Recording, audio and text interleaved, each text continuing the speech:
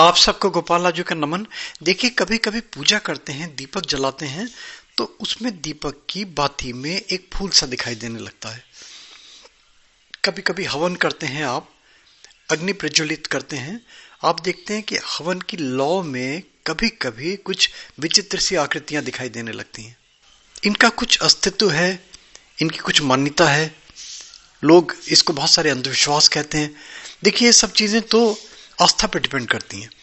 अब इसको देखिए, मैं समझाने का प्रयास करता हूं आपको।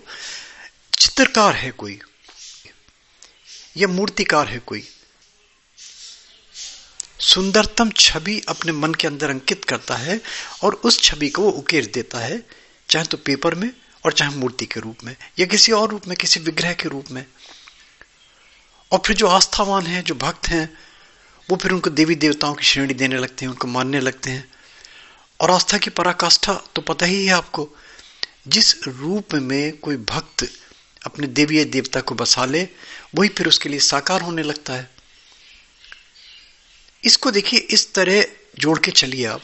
देखिए, पूजा पाठ करते हैं, कर्मकांड में जाते हैं, अनुष्ठान में जाते हैं, हवन में जाते हैं, तो कुछ सामग्री चाहिए होती है। धूप है, दीप है, नैवेद्य है। दीपक को विशेष प्रधानता दी गई है इसमें।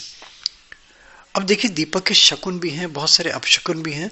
मैंने बताया ना कि ये आस्था है, और फिर अगर आस्था की पराकाष्ठा बढ़ने लगती है तो फिर वही चीजें साकार होने लगती हैं। अब मूर्ति में भगवान की किसी ने देखा थोड़ी है भगवान का रूप, मगर वो जो सुंदरतम छवि हम अपने मन के अंदर बसा लेते हैं, वही फिर हमारी इच्छा पूर्ति करने लगती है, वही हमारी मनोकामना पूरी करने लगती है, वही हमारे सब हमें सुख देने लगती है। होता ना ऐसा? तो ये दीपक की लौ के विषय में बताएं आपको। हवन में भी होती हैं ऐसी आकृतियां, दीपक में भी होती हैं, और बहुत सारे शकुन अपशकुन नाम से जाने जाते हैं। अब देखिए, ये मान लीजिए कोई आपको आकृति दिखाई दी, कुछ आपको विचित्रता दिखाई दी, कुछ विशेषता दिखाई दी, कुछ यूनिकनेस दिखाई दी। इसका मतलब ये मान के चलिए कि कहीं ना कहीं कोई संकेत मिल रहे हैं आपको, दिव्य संकेत मिल रहे हैं आपके शुभता के लिए। अब ये संकेत शुभ भी हो सकते हैं, वो शकुन कहलाते हैं, और दूसरे कुछ बुरे प्रभाव वाले भी हो सकते हैं, वो अपशकुन कहलाते हैं। अगर मान लीजिए पूजा पाठ के दौरान आप कोई अनुष्ठान कर रहे हैं, अपना किसी इष्ट सिद्धि के लिए कोई पूजा कर रहे हैं, पाठ कर रहे हैं, कुछ भी है वो, दोहा है, चौपाई है, सोटा है, रामायण का पाठ है, दुर्गा सप्तशती का पाठ है, कुछ भी XYZ, जो भी आपकी आस्था है, जो भी कुछ कर रहे हैं, तो आप देखते होंगे दीपक जला रखा है। अगर आपने, हवन की बात नहीं कह रहे हैं हम, हवन की एक अलग मैं विषय लूंगा आपका पूरा, उसमें दीपक की बाती में आप देखते होंगे एक फूल की आकृति बनने लगती है। ये बड़ा शुभ लक्षण है। मगर ये कब शुभ लक्षण है?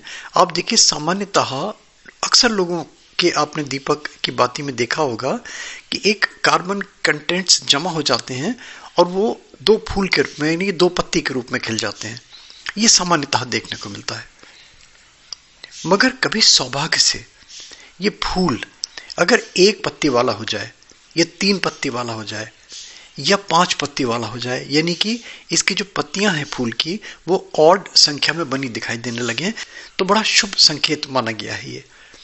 इसका अर्थ सीधा सीधा ये निकलता है कि जिस भी देवी देवता के निमित्त आप पूजा पाठ अनुष्ठान या जो भी कुछ कर रहे हैं, इसका मतलब कि वो आपका उपक्रम फलीभूत हुआ और उसका शुभ फल आपको मिलेगा ही मिलेगा। और अगर 2 फूल बनते हैं तो इसका मतलब सामान्य सा, जैसे आपने पूजा करी तो आपकी पूजा निष्फल नहीं गई, आपकी पूजा कहीं ना कहीं सकारात्मक हुई, आपकी पूजा किसी न किसी रूप से सफलता से संपन्न हुई। इसका सीधा सीधा अर्थ है।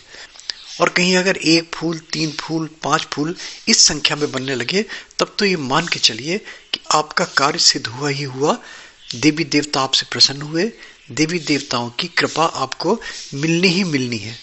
और ये जो बनते हैं फूल, ये कोई, इसको आप फैब्रिकेटेड नहीं है, इसको बना नहीं सकते, स्वतः ही बनते हैं, प्राकृतिक रूप से बनते हैं। इसीलिए कहा जाता है, देखिए, जो लौ होती है, लौ उठती लौ है, और पूजा कर रहे हैं, ध्यान कर रहे हैं, उस पर ध्यान केंद्रित किया जाता है।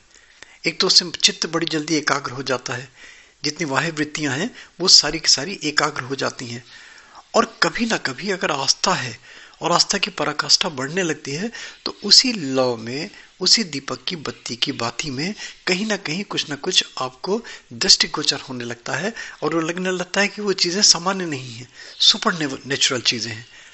आप देखते होंगे बहुत सारे तरह तरह की किसी देवी देवताओं की आकृतियां उभर के आने लगती हैं। तो ये आपकी आस्था, ये आपका मन उसी चित्रकार की तरह और उसी की एक मूर्तिकार की तरह जो अपनी कल्पना से एक चीज को बनाता है और फिर वो चीज भक्त के मन में, श्रद्धालु के मन में साकार हो जाती है, सजीव हो जाती है। इसी तरीके से बत्ती की कहानी। और आप ध्यान देखिए, अब ध्यान रखिएगा इस चीज का कि अगर आपको दीपक जलाएं और 1 फूल या 3 फूल दिखाई दें, समझिए कि आपकी पूजा जो है वो सफल हुई है। और एक रिक्वेस्ट लास्ट में करता हूँ, like, subscribe, forward, notification bell में प्लीज़ ज़रूर क्लिक कर दिया करें। रेगुलरली आपको इस टाइप की हमारी spiritual videos, unique videos, occult sciences की बहुत सारी चीज़ें आपको मिलती चली जाएंगी।